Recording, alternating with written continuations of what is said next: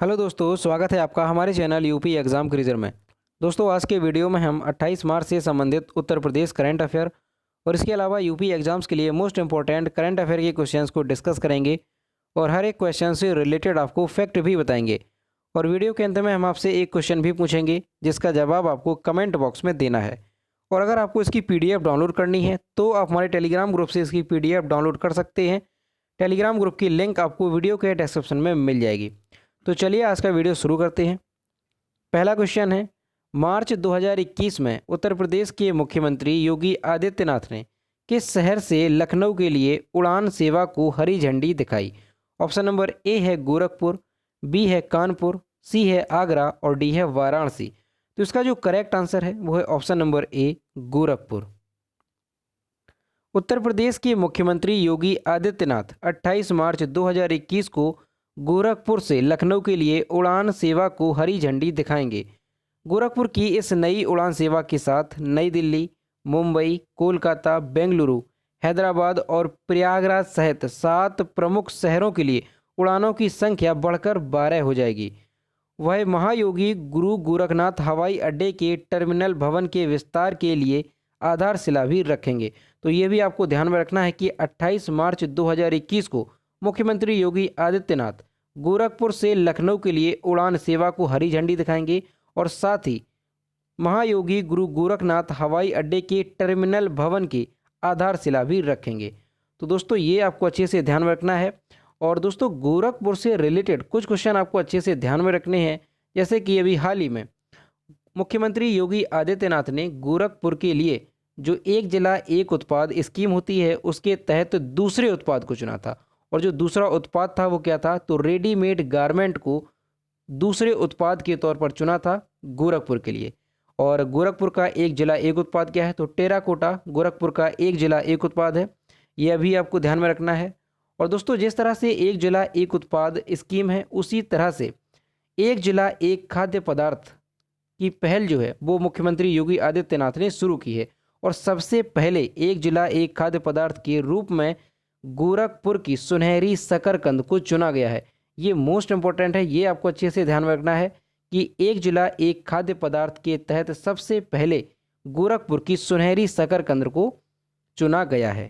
ठीक है, तो ये सारी चीज़ें गोरखपुर से रिलेटेड अच्छे से ध्यान में रखनी है। अगला क्वेश्चन है, किस राज्य सरकार ने शहरी गरीबों के लिए किफ़ायती किराए के आवास की एक योजना शुरू करने की बात कही है? ऑप्शन नंबर ए है केरल, बी है उत्तर प्रदेश, सी है हरियाणा और डी है गोवा। तो इसका जो करेक्ट आंसर है वो है option number B Uttar Pradesh. Uttar Pradesh राज्य सरकार ने शहरी गरीबों के लिए किफ़ायती किराए के आवास की एक योजना शुरू करने की बात कही है, affordable rental housing and complex योजना के तहत। तो दोस्तों आपको इस योजना का नाम याद रखना है। क्या है नाम? Affordable rental housing and complex योजना। इसका नाम है शहरी प्रवासियों, गरीब मजदूरों, आर्थिक रूप से कमजोर वर्ग, कम आय वर्ग जिनमें कारखाना श्रमिक, शैक्षणिक संस्थान और छात्र इसके लाभार्थी होंगे। इस योजना को 2 मॉडल के तहत लागू किया जाएगा। तो दोस्तों ये क्वेश्चन भी मोस्ट इंपॉर्टेंट है, आपको अच्छे से ध्यान में रखना है कि उत्तर प्रदेश सरकार ने शहरी गरीबों के लिए किफ़ायती किराए के आवास की एक योजना जो है वो शुरू करने की बात कही है। और इस योजना का नाम आपको अच्छे से ध्यान में रखना है, affordable rental housing and complex योजना। अगला क्वेश्चन है, हाल ही में योगी कैबिनेट ने प्रदेश में कितने नए निजी विश्वविद्यालय स्थापित करने की मंजूरी प्रदान की है? ऑप्शन नंबर ए है 4, बी है 5, सी है 6 और डी है 7। तो इसका जो करेक्ट आंसर है वो है ऑप्शन नंबर सी 6। योगी कैबिनेट ने प्रदेश में 6 नए निजी विश्वविद्यालय स्थापित करने की मंजूरी दे दी है। इनमें से 3 विश्वविद्यालयों को सशर्त मंजूरी दी गई है। जिन जिलों में नए निजी विश्वविद्यालय की स्थापना को मंजूरी दी गई है तो वो जिले कौन कौन से हैं, तो वो जिले हैं लखनऊ, गोरखपुर, प्रयागराज, मिर्ज़ापुर, फिरोजाबाद और मथुरा। तो आपको ये जो 6 जिले हैं इन जिलों के नाम याद रखने हैं। और जो ये निजी विश्वविद्यालय हैं तो कितने निजी विश्वविद्यालयों को स्थापित करने की मंजूरी दी गई है, तो 6 निजी विश्वविद्यालयों को स्थापित करने की मंजूरी दी गई है। ये आपको अच्छे से ध्यान में रखना है।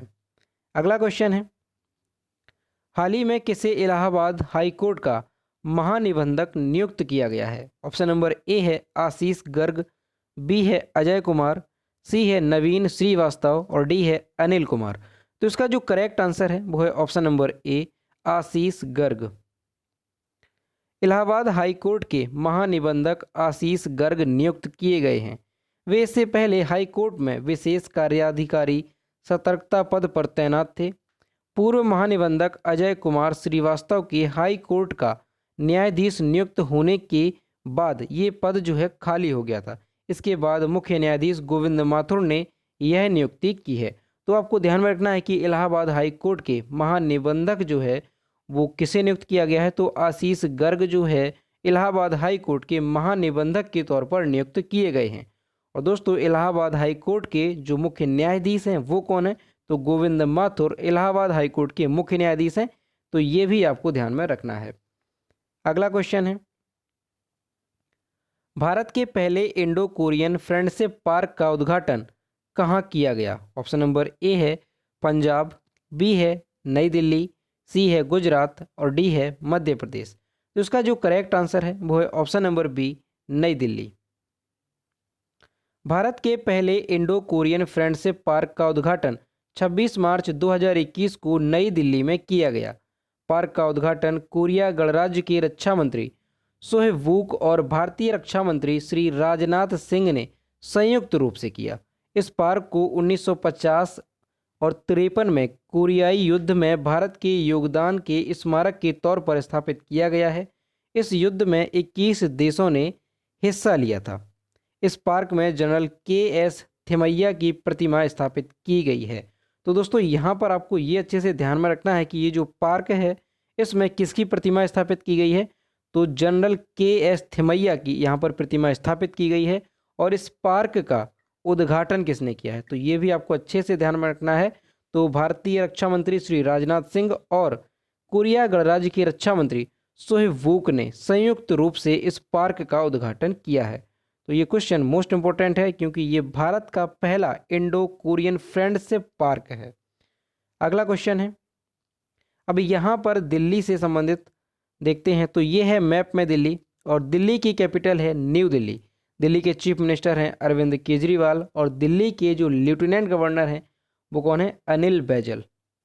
अगला क्वेश्चन, स्वास्थ्य भारतीय संविधान में किस सूची का विषय है? ऑप्शन नंबर ए है संघ सूची, बी है राज्य सूची, सी है समवर्ती सूची और डी है इनमें से कोई नहीं। तो इसका जो करेक्ट आंसर है वो है ऑप्शन नंबर बी राज्य सूची। वित्त आयोग के अध्यक्ष एन.के. सिंह ने स्वास्थ्य को राज्य सूची से समवर्ती सूची में रखने की सलाह दी है। तो दोस्तों इसी वजह से ये क्वेश्चन मोस्ट इंपोर्टेंट होता है क्योंकि जो स्वास्थ्य है वो राज्य सूची का विषय है, लेकिन वित्त आयोग के जो अध्यक्ष हैं एन.के. सिंह उन्होंने इसे राज्य सूची से समवर्ती सूची में रखने की सलाह दी है। वर्तमान में स्वास्थ्य राज्य सूची का विषय है। भारतीय संविधान की 7वीं अनुसूची में 3 सूचियों का प्रावधान है और वो 3 सूचियां कौन कौन सी हैं? तो संघ सूची, राज्य सूची और समवर्ती सूची। अब दोस्तों ये संघ सूची, राज्य सूची और समवर्ती सूची होता क्या है? तो देखिए ये जो सूचियां हैं इनमें विषय जो है वो निर्धारित किए जाते हैं। जैसे कि कोई विषय है अगर वो संघ सूची में आता है तो उसके लिए जो नियम है, जो कानून है वो केंद्र सरकार तय करेगी और जो विषय राज्य सूची के अधीन आते हैं तो उसके ऊपर जो नियम कानून है तो वो कौन बनाएगा? तो वो राज्य सरकार बनाएगी। लेकिन जो समवर्ती सूची में विषय आते हैं तो उसमें राज्य सरकार और केंद्र सरकार दोनों जो है कानून बनाते हैं। तो ये आपको ध्यान में रखना है कि जो राज्य सूची का विषय था स्वास्थ्य, अब इसे समवर्ती सूची में रखने की सलाह दी गई है। और किसने दी है? तो वित्त आयोग के अध्यक्ष एन.के. सिंह ने। अगला क्वेश्चन है, हाल ही में किस राज्य सरकार ने राज्य की पहली नेचर सफारी बनाने की घोषणा की है? ऑप्शन नंबर ए है राजस्थान, बी है तेलंगाना, सी है बिहार और डी है छत्तीसगढ़। तो इसका जो करेक्ट आंसर है वो है option number C Bihar. Bihar के मुख्यमंत्री नीतीश कुमार ने राजगीर में नेचर सफारी शुरू करने की घोषणा की है। यह राज्य की पहली नेचर सफारी होगी। इसे आम जनता के लिए समर्पित किया जाएगा। इसमें प्राकृतिक वातावरण में ग्लास स्काई वॉक सहित कई गतिविधियों का आनंद लिया जा सकेगा। यह देश का पहला बहुचर्चित ग्लास स्काई वॉक होगा। तो दोस्तों आपको ध्यान रखना है, ये क्वेश्चन मोस्ट इंपॉर्टेंट है कि बिहार के जो मुख्यमंत्री हैं नीतीश कुमार, उन्होंने राजगीर में नेचर सफारी शुरू की है। ठीक है, अब इस नेचर सफारी के तहत प्राकृतिक वातावरण में ग्लास स्काई वॉक सहित कई गतिविधियों का आनंद लिया जा सकेगा। और यहाँ पर जो सबसे अधिक चर्चित है वो क्या है? Glass sky walk. अब ये ग्लास स्काई वॉक होता क्या है? तो यहाँ पर आप इमेज में देखिए, ये होता है ग्लास स्काई वॉक, यानी कि ग्लास का जो कांच होता है उसका बना हुआ ब्रिज। और दोस्तों ये जो बिहार में ग्लास ब्रिज है, ये भारत का दूसरा ब्रिज है। पहला कहाँ पर है? तो पहला है उत्तराखंड के ऋषिकेश में, और जिसका नाम है लक्ष्मण झूला। ठीक है, ये भारत का पहला ग्लास ब्रिज है। कहाँ पर? उत्तराखंड में, ऋषिकेश में। और जो ये बिहार के राजगीर में बना है, ये है भारत का दूसरा ग्लास ब्रिज। अब दोस्तों ये जो ग्लास ब्रिज है बिहार में, जो राजगीर में है, वो 200 फीट ऊंचा है और 85 फीट लंबा है। कितना है आपको अच्छे से ध्यान में रखना है। ये जो बिहार का राजगीर ग्लास ब्रिज है, ये 200 फीट ऊंचा है और 85 फीट लंबा है और 6 फीट ये चौड़ा है। और ये देश का दूसरा, और अगर बात की जाए पूर्वोत्तर भारत की, तो ये पूर्वोत्तर भारत का पहला ग्लास ब्रिज है। तो ये आपको अच्छे से ध्यान में रखना है, ये क्वेश्चन मोस्ट इंपॉर्टेंट है। अगला क्वेश्चन है, अब दोस्तों यहाँ पर बिहार की बात है तो बिहार के बारे में जानते हैं। ये है मैप में बिहार। बिहार की कैपिटल है पटना। बिहार के चीफ मिनिस्टर हैं नीतीश कुमार और बिहार के गवर्नर हैं फागू चौहान। अगला क्वेश्चन है, नई दिल्ली में आयोजित ISSF विश्व कप की 50 मीटर राइफल 3 पोजीशन पुरुष टीम स्पर्धा में भारत ने कौन सा पदक जीता है? ऑप्शन नंबर ए है स्वर्ण पदक, बी है सिल्वर पदक, सी है कांस्य पदक और डी है इनमें से कोई नहीं। तो इसका जो करेक्ट आंसर है वो है ऑप्शन नंबर ए, स्वर्ण पदक। नई दिल्ली में आयोजित ISSF विश्व कप की 50 मीटर राइफल 3 पोजीशन पुरुष टीम स्पर्धा में भारत ने स्वर्ण पदक जीता है। इस प्रतियोगिता में नीरज कुमार, स्वप्निल कुसाले और चैन सिंह की तिकड़ी ने हिस्सा लिया था। इसमें भारत ने USA को फाइनल में 47-25 से हराया है। इसके अलावा संजीव राजपूत और तेजस्विनी सावंत की जोड़ी ने भी 50 मीटर राइफल 3 पोजीशन मिश्रित टीम स्पर्धा में भारत को स्वर्ण पदक दिलाया है। तो आपको अच्छे से ध्यान में रखना है कि नई दिल्ली में जो आयोजित हो रहा है ISSF विश्व कप की 50 मीटर की 3 पोजीशन पुरुष टीम स्पर्धा में भारत ने कौन सा पदक जीता है? तो स्वर्ण पदक भारत ने यहाँ पर जीता है। अगला क्वेश्चन है, मार्च 2021 में किस शहर की कला अकादमी में कारीगरों और शिल्पकारों के 28वें हुनर हाट का आयोजन किया गया? ऑप्शन नंबर ए है सरयू, बी है जयपुर, सी है पणजी और डी है दिल्ली। तो इसका जो करेक्ट आंसर है वो है ऑप्शन नंबर सी, पणजी। 28वें हुनर हाट का आयोजन पणजी में किया जा रहा है। हुनर हाट स्वदेशी कलाकारी और शिल्प के लिए लोकप्रिय प्लेटफॉर्म है। 28वें हुनर हाट का आयोजन 26 मार्च से लेकर के 4 अप्रैल तक कला अकादमी कैंपाल में किया जा रहा है। इसका आयोजन वोकल फॉर लोकल थीम के साथ किया जा रहा है। तो दोस्तों ये थीम आपको अच्छे से ध्यान में रखनी है कि इसका जो आयोजन है हुनर हाट का, 28वें हुनर हाट का आयोजन किस थीम के साथ किया जा रहा है? तो वोकल फॉर लोकल थीम के साथ इसका आयोजन किया जा रहा है। इस हुनर हाट में 30 से अधिक राज्यों और केंद्र शासित प्रदेशों के 500 से अधिक कारीगर और शिल्पकार भाग ले रहे हैं। तो ये भी आपको ध्यान में रखना है। और सबसे इम्पोर्टेंट चीज़ कि 28वां हुनर हाट का आयोजन कब से कब तक किया जा रहा है? तो 26 मार्च से लेकर के 4 अप्रैल तक इसका आयोजन किया जाएगा। और कहाँ पर किया जाएगा? तो कला अकादमी कैंपाल में इसका आयोजन किया जा रहा है। कहाँ पर? पणजी में। अगला क्वेश्चन है, हाल ही में टीबी मुक्त भारत के प्रयास के तहत आदिवासी टीबी पहल की शुरुआत किसने की? ऑप्शन नंबर ए है पीयूष गोयल, बी है नितिन गडकरी, सी है नरेंद्र मोदी और डी है डॉक्टर हर्षवर्धन। तो इसका जो करेक्ट आंसर है वो है option number D, doctor Harshvardhan. 26 मार्च को स्वास्थ्य मंत्री डॉक्टर हर्षवर्धन ने टीबी मुक्त भारत के प्रयास के तहत आदिवासी टीबी पहल की शुरुआत की। 177 आदिवासी जिलों को उच्च प्राथमिकता वाले जिलों के रूप में पहचाना गया, जहां शारीरिक पृथकता और जागरूकता की कमी से आदिवासियो61 के टीबी की चपेट में आने के मामले अधिक हैं। प्रारंभ में संयुक्त योजना की गतिविधियां 18 चयनित राज्यों में 161 जिलों पर ध्यान केंद्रित करेंगी। तो ये आपको ध्यान में रखना है कि प्रारंभ में ये जो योजना है वो 18 चयनित राज्यों में 161 जिलों पर अधिक ध्यान केंद्रित करेंगी। और ये जो आदिवासी टीबी पहल है इसकी शुरुआत किसने की है, तो आपको ध्यान में रखना है डॉक्टर हर्षवर्धन ने टीबी मुक्त भारत के प्रयास के तहत आदिवासी टीबी पहल की शुरुआत की है। तो दोस्तों ये थे 28 मार्च से संबंधित उत्तर प्रदेश करंट अफेयर और इसके अलावा यूपी एग्जाम्स के लिए मोस्ट इंपॉर्टेंट करंट अफेयर के क्वेश्चन जो कि हमने डिस्कस किए। अब हम देखते हैं पिछले वीडियो का क्वेश्चन जो हमने आपसे पूछा था।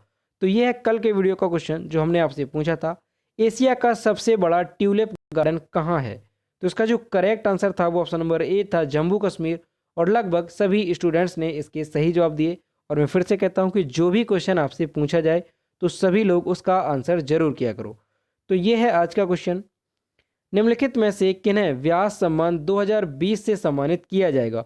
ऑप्शन नंबर ए है शरद पगारे, बी है अमीश त्रिपाठी, सी है पुष्पेश पंत और डी है डॉक्टर सुभाष कश्यप। तो इसका जो भी करेक्ट आंसर है वो आपको कमेंट बॉक्स में बताना है। और दोस्तों अगर आपको आज का वीडियो पसंद आया हो तो वीडियो को लाइक करें, शेयर करें और अगर चैनल पर नए हैं तो चैनल को सब्सक्राइब करना ना भूलें। साथ ही बेल आइकन को भी प्रेस करें ताकि टाइम टू टाइम नोटिफिकेशन आप तक पहुंचता रहे। तो मिलते हैं नेक्स्ट वीडियो में। Thank you.